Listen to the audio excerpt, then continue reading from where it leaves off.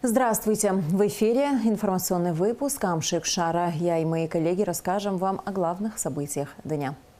Сегодня в выпуске. СЭС взяла пробы воды по всему побережью Сухумской бухты.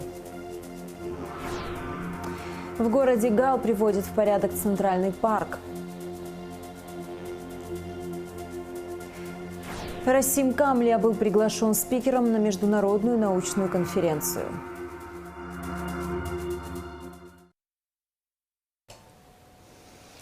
Болезнетворные бактерии и вирусы в пробах морской воды не обнаружены. Об этом рассказала главный санитарный врач Абхазии Алла Беляева. Напомним, что на днях на берег выбросила туши 5 поросят и теленка, в связи с чем СЭС взяла пробы воды по всему побережью Сухумской бухты. Через 3 дня будут готовы анализы санитарно-показательной флоры по питьевой и морской воде.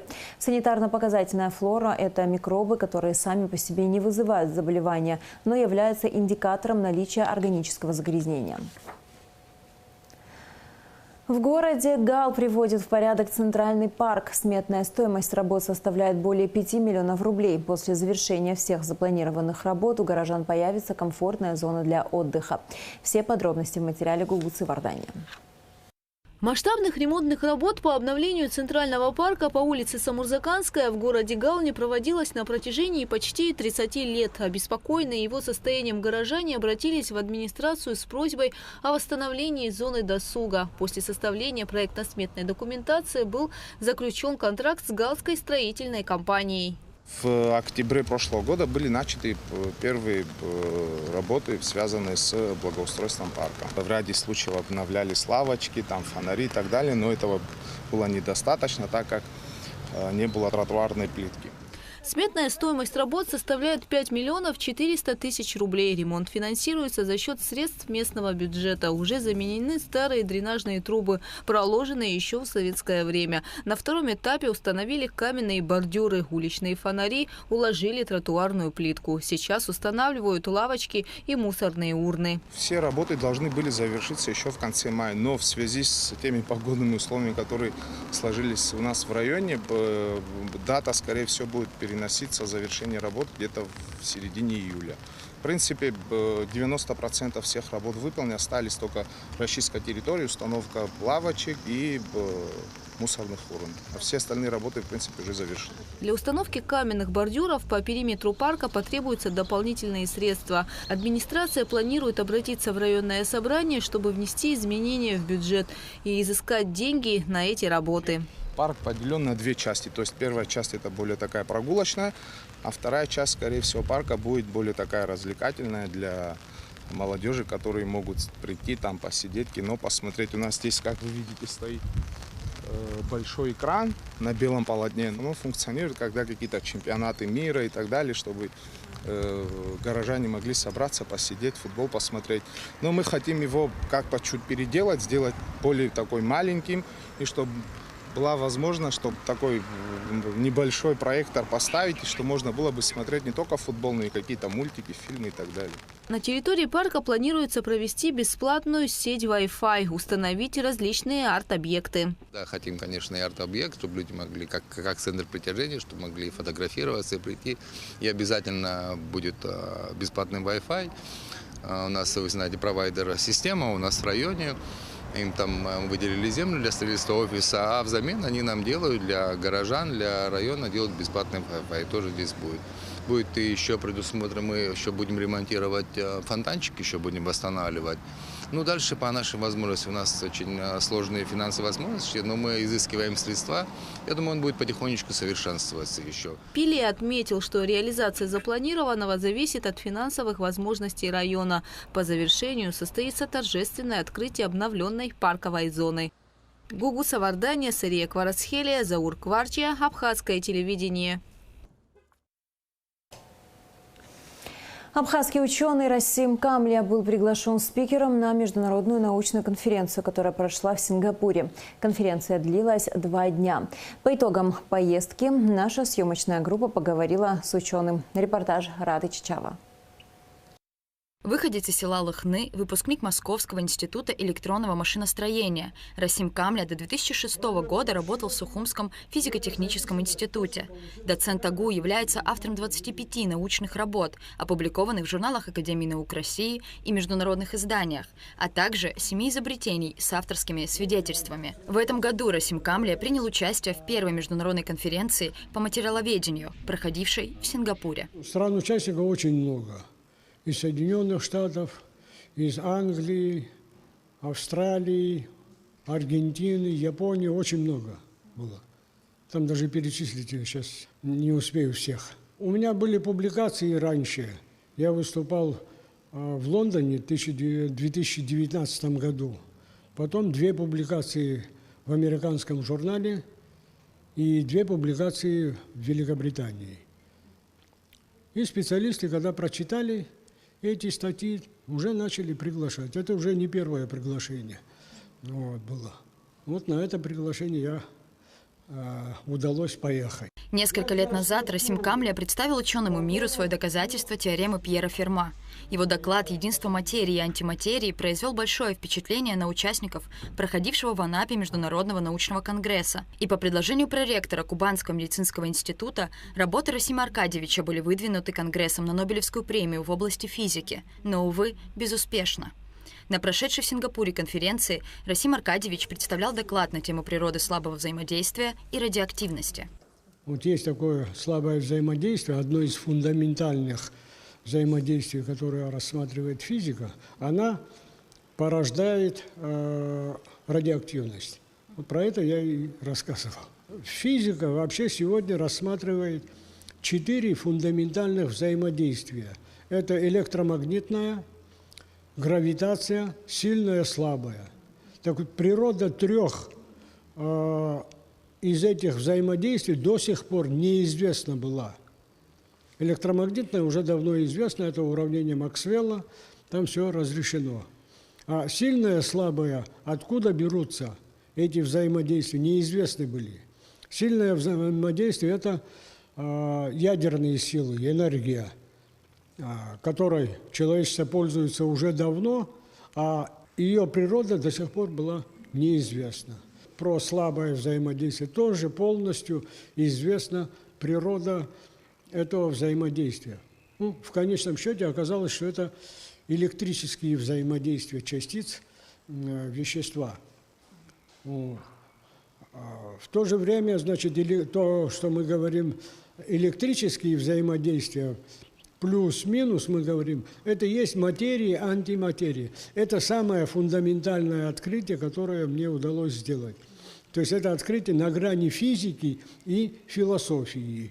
По словам Расима Камля, самое главное в научных конференциях, в особенности международных, это возможность обменяться опытом с коллегами-учеными и обсудить последние открытия. Ну, действительно, там главное не доклад, который я зачитал, а общение с людьми, поделиться мнениями по тому или иному вопросу. Вот это самое главное. Этому посвящена обычно конференция любая. Вот. Можно и в журнале опубликовать, но когда со своими коллегами с глазу на глаз общаешься, вот это самое интересное. Конференция длилась всего 2 дня. Вот. Под впечатлениями были многие. Я буквально вчера получил письмо о том, что в декабре месяце в Дубае состоится конференция, и ты являешься членом оргкомитета. Вот такое письмо я вчера получил. Расим Камля в списках участников различных конференций и при публикациях научных статей всегда представляется ученым из Абхазии, из Абхазского государственного университета. И в завершении беседы отмечает, что без развития науки невозможно развитие общества. В этом с Расимом Аркадьевичем сложно не согласиться. Рада Чачава, Заур Кварча, Абхазское телевидение. Министр внутренних дел Роберт Киут провел выездное совещание в отделе внутренних дел по Гудаутскому району. Подробности в материале пресс-службы МВД. Министр внутренних дел Роберт Киут провел выездное совещание в УВД по Гудаутскому району. В совещании приняли участие заместитель министра Беслан Чкадуа, помощник министра Батал Агарба, начальник управления по воспитательной работе Денис Стерлигов. О положении дел в Гудаутском районе доложил начальник отдела Зос Магицба. Полностью укомплектованный, служба участковой есть недокомплект, там несколько единиц. Сотрудники ГАИ сейчас на сегодняшний день, новые курсанты, имею в виду молодые офицеры, прибыли 3 человека. Начальник УВД по Гудаутскому району также доложил о статистике преступлений за текущий год. Министр Роберт Кют подчеркнул, что в последние годы в районе активно развивается туризм. Все больше людей приезжают в Гудауту для отдыха, что, безусловно, усиливает без того ощутимую нагрузку на личный состав милиции. Генерал-майор Кют поручил предпринять все необходимые меры для обеспечения общественной безопасности граждан и туристов в период курортного сезона. Район реально сложный, и очень хотелось бы, чтобы работа строилась слаженно. Все вопросы, которые возникают, их не нужно откладывать в долгий ящик. Я всегда готов рядом стать, не только я, и мои заместители, для решения тех или иных задач. Криминогенную обстановку в районе нужно держать именно в таком порядке, чтобы не было определенных проявлений. На территории у вас здесь проживают криминальные авторитеты, знаете прекрасно. Задачу по ним отдельную я ставил, ее необходимо будет выполнять. Зосим Сарденович, скажу так, что если будут нарушаться правила, которые установлены, будут большие проблемы. Я не хотел бы, чтобы мы как-то по этому вопросу обсуждали. Люди должны себя чувствовать, прибывающие в район и проживающие на территории района, должны себя чувствовать комфортно. Не должны ощущать, что им что-то может угрожать, потому что первостепенная ваша задача – обеспечение правопорядка среди наших граждан и лиц, приезжающих в целью отдыха. Вот основные направления здесь Афон, Рица и также, конечно, побережье. Где очень активно идет развитие курорта, надо этому помочь. Надо создать правильный имидж. Особое внимание министр внутренних дел поручил уделять внешнему виду сотрудников и их манере общения с гражданами. Роберт Кют подчеркнул, что поведение каждого милиционера влияет на общий имидж правоохранительной системы и ее восприятие гражданами. От вас каждого зависит то, как вы себя ведете на улице. Вы в непосредственном контакте находитесь постоянно с нашими гражданами. Когда вы заслужите уважение от своего народа, поверьте, у вас будет гораздо меньше проблем с чем-либо. Поведение сотрудников должно оставаться тому лучшему, чтобы выглядели. Максимально, я вам говорю так, я вот в других подразделениях тоже находился и доводил до них. Максимально проявить сдержанность. Никто из вас не имеет права грубить, хамить, либо вести себя как-то недостойно перед нашими гражданами. Как бы они себя ни проявляли. Большой проблемой для Гудаутского района является наличие крупного скота на трассе. Коровы, лошади, буйволы не раз становились причиной ДТП, в том числе со смертельным исходом. Министр Роберт Кют поручил проработать данный вопрос с районной администрацией в целях скорейшего принятия решения, которое минимизирует число животных на дорогах. Возможно, в ближайшее время мы выйдем с предложением о принятии определенных мер. Понятно, нашему населению это очень не понравится. Но в то же время скажу вам так. Гибель каждого нашего гражданина из-за этих коров и коней на дорогах, поверьте мне, гораздо дороже его жизни, чем жизнь этих коров. И пусть люди нас поймут. Министр внутренних дел подчеркнул, что в последнее время в соцсетях граждане жалуются на сотрудников госавтоинспекции, которые останавливают российские машины без имеющихся на то причин. Эту ситуацию министр Кют обещал взять под личный контроль. Я вас очень прошу, пока прошу, максимально ограничить от беспорядочных остановок российских автомобилей. Люди приехали сюда отдыхать. Если у него было бы все как-то где-то не в порядке, наверное же он где-то по пути до сюда мог бы не доехать, даже границу не переехал бы, наверное. Ради просто проверки документов останавливать не нужно. Если есть нарушение, принимайте соответствующие меры. Но это должно быть обосновано, чтобы не было никаких жалоб в мой адрес относительно того, что идут поборы, идут непонятные какие-то вещи, чтобы даже пускай представляются правильно. Это лицо нашего государства, лицо нашего народа. Далее совещание продолжилось в отделении милиции города Новый Афон. Как рассказал начальник отделения Игорь Барцец, с каждым днем в город прибывает все большее количество туристов. В основном большое количество людей в дневное время, учитывая вот однодневные, то есть это экскурсионные маршруты, и вечером уже как бы в разы уменьшается. Ну, по частному сектору тоже наблюдается динамика, уже добавляются люди потихонечку. Ну и все это профилактируется нашими сотрудниками в ночное время.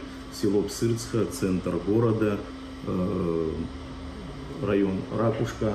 И все маршруты, на всех маршрутах находятся, насколько это возможно, наши сотрудники в пешем порядке и автопатруль. Город небольшой, всех жителей города вы знаете прекрасно. Всех, кто посторонний сюда прибывают, как они выглядят, чем они могут заняться, вы тоже знаете, надо работать на упреждение. Постфактум расследование преступлений, это, наверное, конечно же, ваша работа, но на предупреждение, когда будете работать, поверьте мне, вам не придется их расследовать. Подводя итоги совещаний, генерал-майор Киут подчеркнул, что у милиции Гудаутского района хороший потенциал. У вас молодая и слаженная команда, есть все необходимые условия для работы, поэтому и требования к вам довольно высокие, отметил министр внутренних дел. Все предложения по возможному улучшению качества работы личного состава Роберт Киут поручил представить в письменном виде. Министр отметил, что руководство МВД будет оказывать милиции Гудаутского района всяческое содействие при условии добросовестного выполнения ими своих служебных обязанностей. В Гагарском районе изъяты корни наркосодержащих растений в крупном размере. Задержан житель села Псахара. Ведется следствие. В селе Псахара задержан гражданин Кишишан Сергей Людвикович, 1972 года рождения, подозреваемый в культивировании наркосодержащих растений. Оперативные мероприятия провели сотрудники уголовного розыска Гагарского УВД совместно с районным отделом СГБ Республики. При осмотре приусадебного участка по месту проживания вышеназванного гражданина сотрудниками правоохранительных органов были обнаружены отдельные насаждения растений зеленого цвета со специфическим запахом. Скажите, пожалуйста, эти растения вы посадили? Да. Чем является данное растение? Что это такое? Ну, марихуана. Марихуана.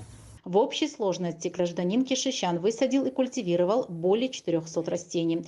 Все обнаруженные корни сотрудниками милиции были изъяты и направлены на исследование в экспертно-криминалистический центр Министерства внутренних дел, где установлено, что 200 растений вида конопли южно-краснодарской на стадии своего вегетативного роста содержат наркотически активный компонент и могут быть использованы в качестве сырья для изготовления наркотического средства марихуана. 451, 452 зеленого растения со специфическим запахом. Граждане участвующие, видите? Да. Подтверждаете факт обнаружения изъятия? Да, конечно. Вы подтверждаете, что это ваши растения? Да. Вами были посажены? Да. В отношении гражданина Кишишан по факту незаконного культивирования запрещенных к возделыванию растений, содержащих наркотические вещества, совершенное в крупном размере, возбуждено уголовное дело. Последний санкционирован к содержанию под стражей. Расследование проводит следственный отдел УВД по Гагарскому району. 28 июня в Сухуме состоится республиканская акция молодежи Абхазии против наркотиков, посвященная Международному дню борьбы с наркоманией и незаконным оборотом наркотиков, сообщает пресс-служба Госкомитета по делам молодежи и спорту. В рамках акции пройдут легкоатлетический забег, соревнования по баскетболу, плаванию, настольному теннису, шахматам, нардам, домино, а также мастер-класс по стрельбе из лука. В мероприятии может принять участие любой желающий. Слушать пение ветра и любоваться пейзажами нового Афона теперь можно с новой точки, со смотровой башни Гранд Тауэр. Автор этой идеи – местный предприниматель Саид Званбая, который реализовал проект на собственные средства. Над воплощением идеи в реальность работали местные специалисты. Интересные факты технических характеристик и о том, как прошло торжественное открытие объекта, расскажет Асида Малия.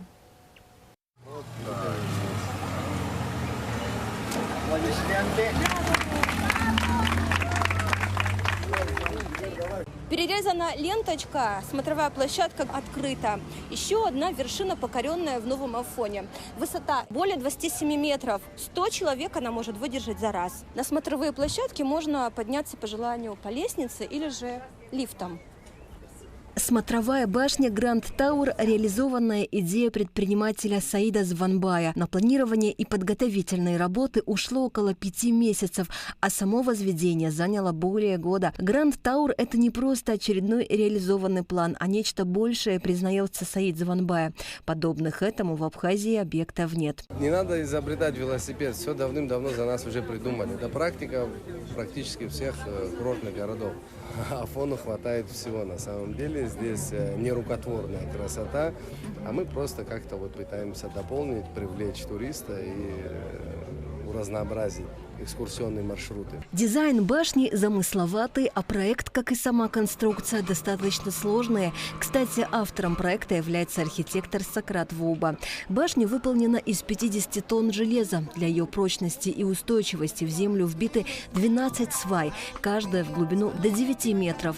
Для визуального эффекта и облегчения конструкции ступени и полы ярусов выполнены из специальных железных листов с отверстиями. Лифт в башне современный, комфортный и, главное, надежный.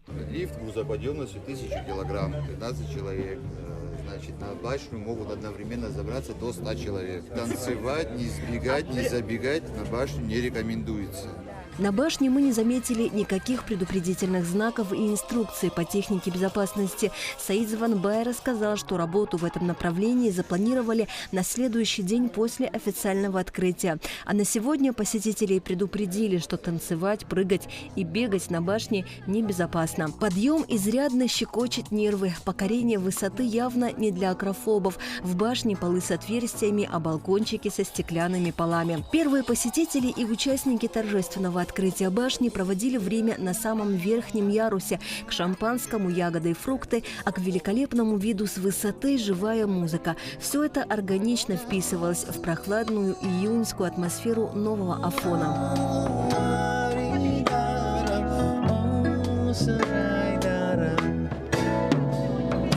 Прекрасное море, прекрасный вид. Вообще, конечно, святые места – это что-то с чем-то. Природа. Это все можно отдать за нее. Мы пришли сюда одними из первых, когда еще не так много народу было. Насладились всеми этими видами.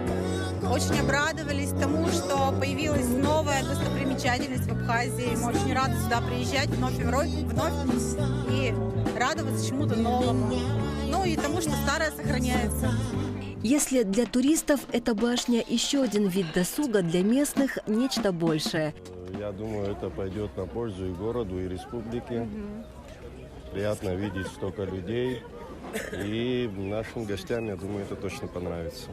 Какой доход в местный бюджет принесет этот новый туристический объект, пока неизвестно даже приблизительно. Саид Званбай рассказал, что стоимость билета для взрослого составляет 200 рублей, а деткам до 6 лет бесплатно. И это единственный из расчетов, сделанных после запуска объекта. А еще предприимчивый житель Нового Афона к следующему году планирует ввести в эксплуатацию колесо обозрения. Он уточнил, что основа уже готова, и она виднеется со смотровой башни. А пока горожане и гости привыкают, что неподалеку от Новоафонской пещеры теперь есть рукотворная достопримечательность – смотровая башня Гранд Тауэр.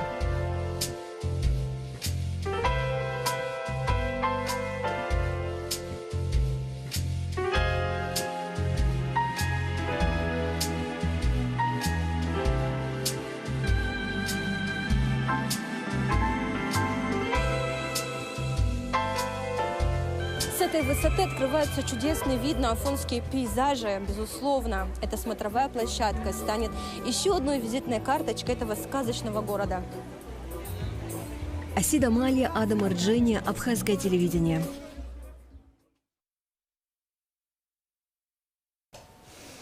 Сухумское высшее общевойсковое командное училище проводит набор абитуриентов по специальности боевое применение мотострелковых подразделений, гражданская специальность, менеджер по управлению персоналом. Срок обучения 4 года. По окончании училища всем выпускникам присваивается воинское звание лейтенант. Прием документов в военных комиссариатах по месту жительства до 10 июля. За дополнительной информацией можно обращаться по телефону 229 77 34. 28 июня на платформе ГУМа откроется выставка копий снимков Ивана Юнака, фотографировавшего Гагру и семью принца Ольденбургского более века назад. На выставке будет представлено около 50 работ. В программе музыкальные номера от юных скрипачей Сухумской школы искусств. Им открытие фотовыставки в 19 часов. И в завершении выпуска о погоде.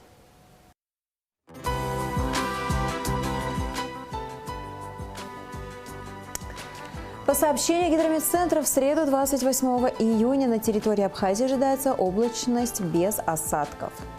Температура воздуха ночью 17-22, днем 22-27 градусов, температура морской воды 23 градуса.